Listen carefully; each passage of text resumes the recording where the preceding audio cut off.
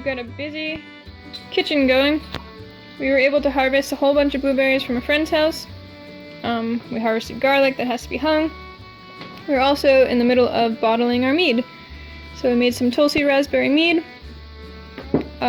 We just got done filtering the milk. We also have jam, getting water bath.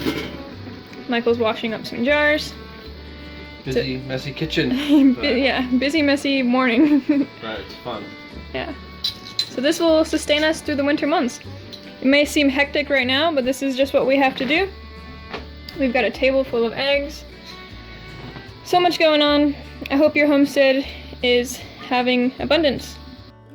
So this is the mead that's getting filtered right now. We don't have any fancy material. We're using a colander. We're straining it into this big bowl, and then I'm using a mason jar, and then I'm just pouring it over into this. Yeah, we don't have a funnel. We tried to make a funnel. We have like a funnel for canning jars that fits right into here. Yeah. But we don't have like a regular funnel. Go figure. So. Yeah, we have a list of what we need, but it just keeps getting longer. And this is cool, this mead. So basically what we did is we just put a bunch of raspberries. We got a bunch of wild raspberries that we're trying to preserve. We make jams, but we wanted a new way to do it, so we just put a bunch of wild raspberries and some Tulsi and some raw honey in a gallon of water and let it sit for 4 days. Now it smells slightly alcoholic, and we'll put it in these airtight bottles, and that should preserve it. So in our last shot we mentioned mead, and we're going to go into a little bit more detail about that and show you guys how we do it and what it is, I guess. So here we go, stick around. So mead is a traditional drink made in Northern Europe by fermenting fruit and honey, raw honey. So what we've got here is two separate batches, little batches of mead, and this one is blueberry, blackcurrant, and bergamot. Bergamot is like the purple flowers of bee balm, which is that guy right there, that lovely lady rather. This is not bergamot, but this is Monarda didyma, and the bergamot is Monarda fistulosa. Anyway, and these are some of the blueberries that we didn't can and we didn't freeze. And we've got another batch here, which is blueberry hyssop, and hyssop is a very fragrant, delicious herb. Reminds very reminiscent of rosemary, and that is right there with those purple flowers. Center screen.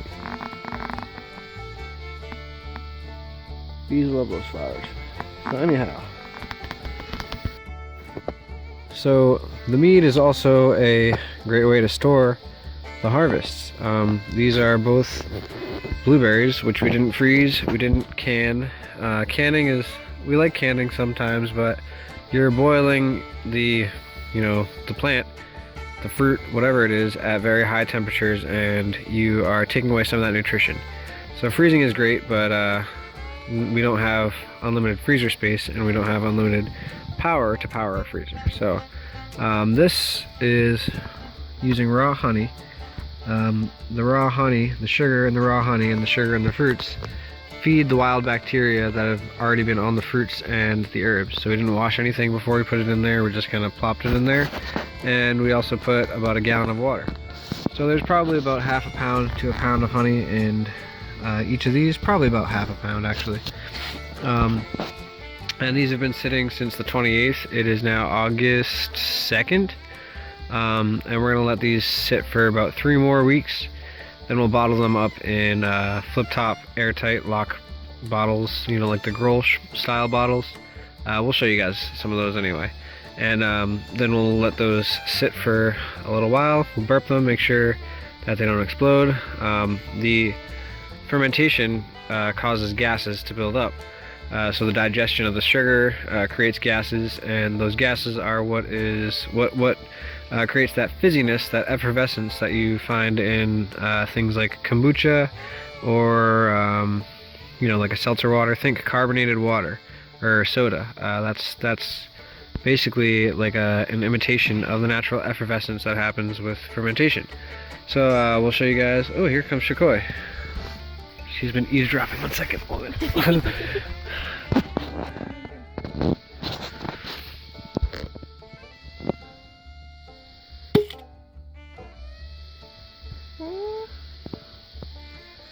Wow, awesome. So that is our first batch of mead, which you saw in the last video. The last shot, rather. I'll try some of that. Yeah. So yeah, it ends up being slightly alcoholic, and you can control the level of alcohol by controlling the amount of time you ferment it. So yeah, try it out. It's got to be raw honey. The raw honey is where that really strong bacterial action comes from. So make sure you use that. Yes, it's all medicine. Exactly. How eloquently put. Food is medicine. So we are hanging our garlic harvest. We're utilizing our rafters because it's nice and dry. It's out of the sun. So Michael has the ladder up and he's just twisting them on.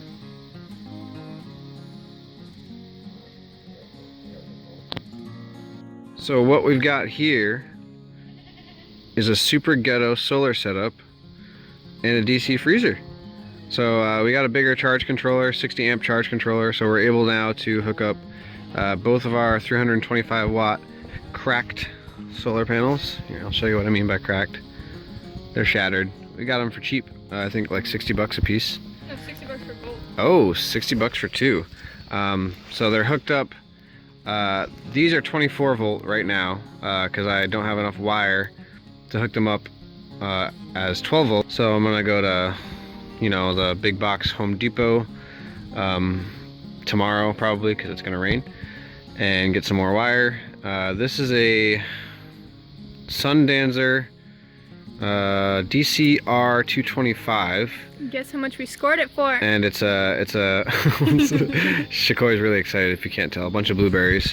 So it's a 12 volt or 24 volt DC freezer. It like detects the voltage. So these are wired in 24 volt, but our battery bank in there is a 12 volt battery bank.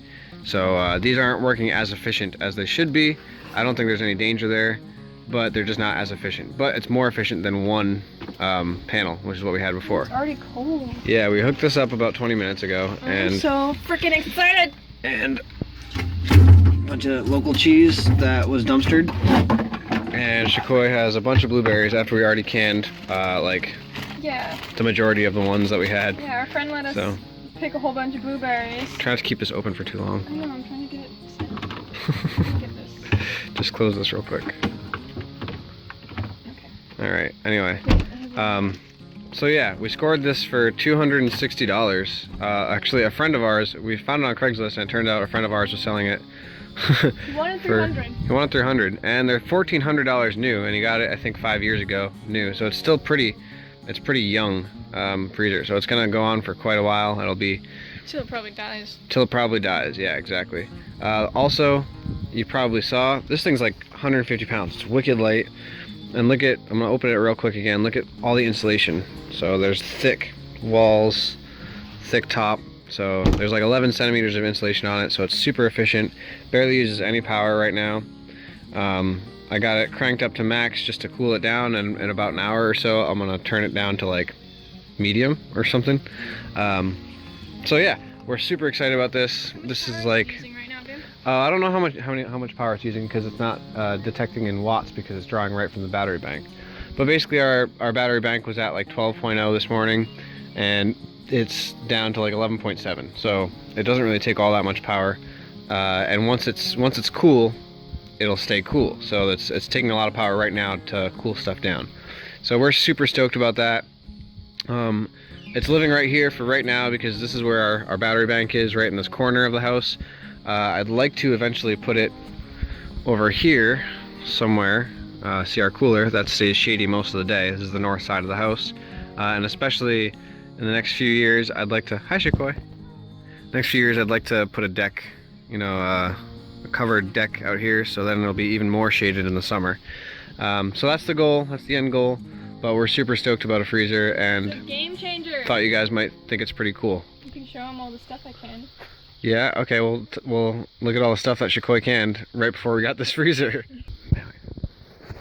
So, we didn't get the freezer until after I canned all of this. This is all blueberry jam, strawberry jam, some choke cherry juice. That's choke cherry juice too. It looks Yeah. like Pepto-Bismol. It's a beautiful color. Yeah, it's nice. On top of tons of other stuff, so these shelves will continue to fill up.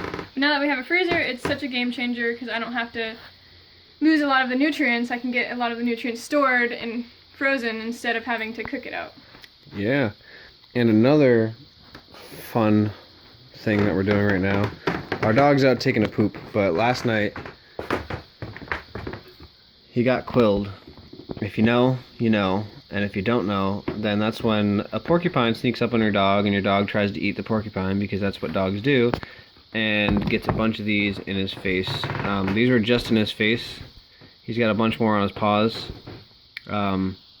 We gave him some knockout homeopathic herbal drugs, so hopefully when he's done taking a poop he can come back in here and get knocked out, because that way it's a little bit easier to work on him. He let me take them all out of his face, but he doesn't want me to take them out of his paws, and he thinks I'm trying to kill him, and then he tries to eat my face off.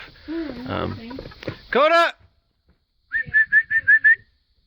Yet another update too. Got a bunch of rabbit hides for free that we've been tanning. Shakoi's really been tanning them.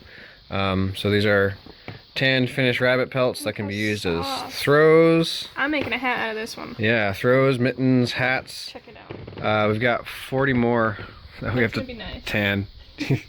Got 40 more that we have to tan. They're pretty small, pretty easy to tan. Doing egg tans. Coda, show everybody your what happened. Stay. Yeah, so he's got a bunch of quills in his paws, and it really sucks. He thinks we're trying to kill him. Coda, don't go to your cave. You gotta come into the house. You gotta come in the house. You want some meat? If you want to go to sleep, you gotta go in the house. Come on. You want some meat? He usually sleeps under the house over here, so come on. So we're gonna try to work on getting him out. Wish us luck. Thanks, guys. I'll show you an update.